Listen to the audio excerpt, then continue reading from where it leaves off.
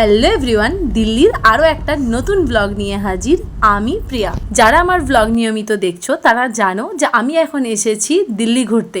এর আগে অলরেডি আমি তোমাদের সাথে দিল্লির একটা ব্লগ শেয়ার করে দিয়েছি। আর যদি সেই ব্লগটা তোমরা না দেখে থাকো তাহলে অবশ্যই যাও, দেখো আর আমাকে জানাও যে তোমাদের কেমন লাগলো। তো চলো শুরু করা যাক আজকের ব্লগ।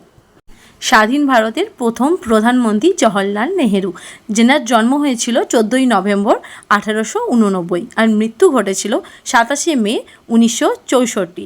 প্রধানমন্ত্রী হওয়ার পর নেহেরুজি এখানেই বসবাস করতেন। আর আজ তোমাদেরকে আমি ঘোরাবো সেই জায়গা যার নাম প্রধানমন্ত্রী সংগ্রহালয়। এখানে আছে তার বেডরুম, ড্রয়িং রুম এবং দেশ বিদেশ থেকে পাওয়া বিভিন্ন স্মারকলিপি। এখানেই তিনি 27শে মে 1964 সালে শেষ নিঃশ্বাস ত্যাগ করেছিলেন। আর এখানে এলে দেখতে পাবে তারই মেয়ে, আমাদের দেশের প্রথম মহিলা প্রধানমন্ত্রী ইন্দিরা গান্ধীর বেডরুমও। এখন আমি যে জায়গাটায় দাঁড়িয়ে আছি এটা হলো প্রধানমন্ত্রী সংগ্রহালয়ের একদম রোডের পাশ থেকে আসার পর রাস্তার মধ্যে তোমরা এই খোলামেলা গ্রাউন্ডটা পেয়ে যাবে, যেখানে বসারও অবশ্যই ব্যবস্থা আছে। বিকেলবেলায় গেলে দারুণ কিন্তু এখানের অনুভূতিটা হবে। আর এখন আমরা দাঁড়িয়ে আছি যেটা পুরনো প্রধানমন্ত্রী সংগ্রহালয়, তার ভিতরে, যেখানে স্বাধীন ভারতের এবং পরাধীন ভারতের বিভিন্ন চিত্র এবং বিভিন্ন রকম ভিডিও এখানে এলেই দেখতে পাবে। অবশ্যই এখানে বসে দেখতে পারবে, সেরকমই কিন্তু এর ভেতরে ব্যবস্থা করা আছে। আমি বলবো যদি কখনো দিল্লি ঘুরতে আসো অবশ্যই এর জন্য অন্তত একটা দিন হাতে টাইম নিয়ে এসো, কারণ খুব অল্প টাইমের মধ্যে তোমরা প্রধানমন্ত্রী সংগ্রহালয় ঘুরে শেষ করতে পারবে না। কারণ এখানে জানার মতো আমাদের অনেক জিনিস আছে যেগুলো কয়েক ঘন্টায় বা কয়েক মুহূর্তের জন্য এলে কখনোই তোমরা সেটা কমপ্লিট করতে একদমই পারবে না। পুরনো যে প্রধানমন্ত্রী সংগ্রহালয় আছে ওটা ফার্স্ট ফ্লোর এবং সেকেন্ড ফ্লোর আছে। তো ফার্স্ট ফ্লোরে আমাদের দেখা কমপ্লিট করে আমরা এখন যাচ্ছি সেকেন্ড ফ্লোরে দেখতে যে ওখানে কিভাবে কি রাখা আছে। এখানে ঢোকার আগে পর্যন্ত আমাদের সত্যিই জানা ছিল না যে প্রধানমন্ত্রী সংগ্রহালয়ের ভিতরটা এত সুন্দরও হতে পারে। ঠিক যখনই আমরা এই জায়গাটায় প্রবেশ করেছি আমরা তখনই আমি বুঝতে পেরে গেছি যে এখান থেকে বেরোতে আমাদের বহু ঘন্টা টাইম লেগে যাবে, কারণ এখান থেকে বেরোতে তোমার মন চাইবেই না। কারণ এখানে শুধুমাত্র অডিও বা শুধুমাত্র ছবির মধ্যে নয়, এখানে প্রপার ওই ভিডিওগুলো দিয়ে দিয়ে তোমাদেরকে পুরোপুরি আমাদের দেশ স্বাধীন হওয়ার আগের যে মুহূর্তগুলো সেগুলোও এখানে ভিডিওর মধ্যে তুলে ধরা আছে। তো এগুলো দেখার মধ্যে একটা আলাদা অনুভূতি ছিল, তাই জন্য আমার মনে হয় যে এটা তুমি একদিনে শেষই করতে পারবে না।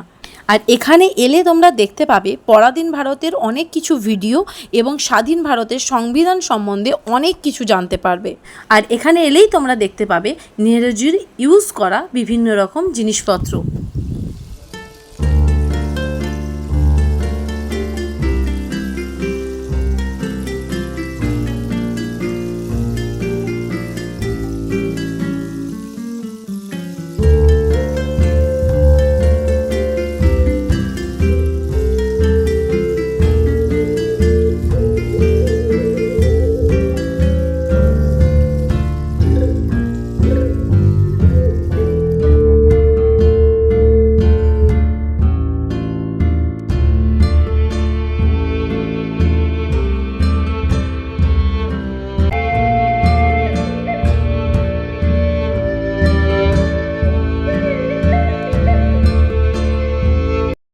আর এটা হলো নেহেরুজির বেডরুম এবং এখানেই তিনি তার শেষ নিঃশ্বাস ত্যাগ করেছিলেন।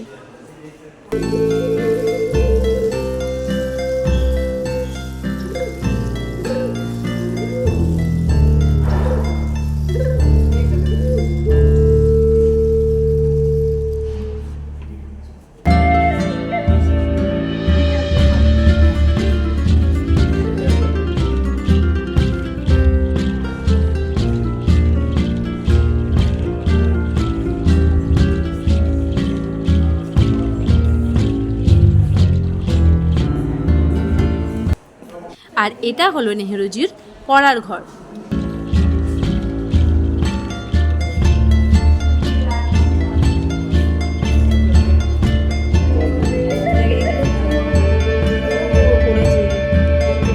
আর এটা হলো নেহেরুজির বৈঠকখানা।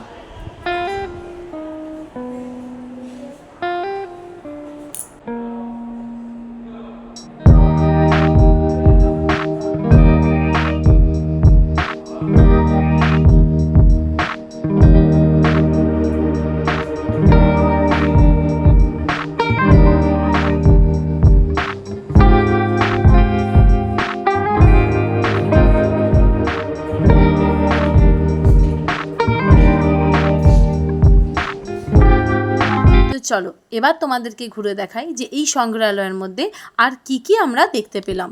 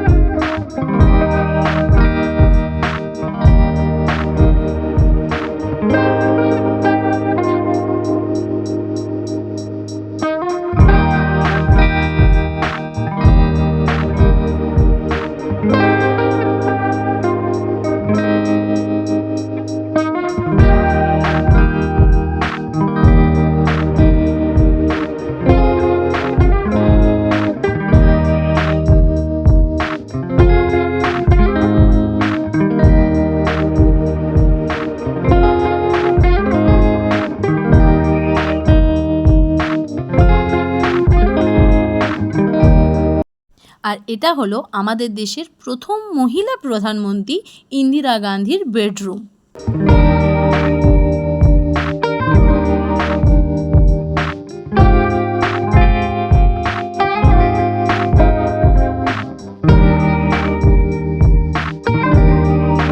পুরনো প্রধানমন্ত্রী সংগ্রহালয়ের ঠিক পাশেই আছে নতুন প্রধানমন্ত্রী সংগ্রহালয়, যেটা দূর থেকেও দেখতে যতটা সুন্দর, কাছের থেকে বা ভেতরের থেকেও খুব সুন্দর দেখতে। আর এর মধ্যেও আছে বিভিন্ন আমাদের জানা অজানা বিভিন্ন কাহিনী আর বিভিন্ন তথ্য। তো চলো তোমাদেরকে একটু সামনের দিকে নিয়ে যাই আর সামনের পুরো পরিবেশটা এবং ভেতরটা তোমাদেরকে একটু সুন্দরভাবে ঘুরে দেখানোর চেষ্টা করি।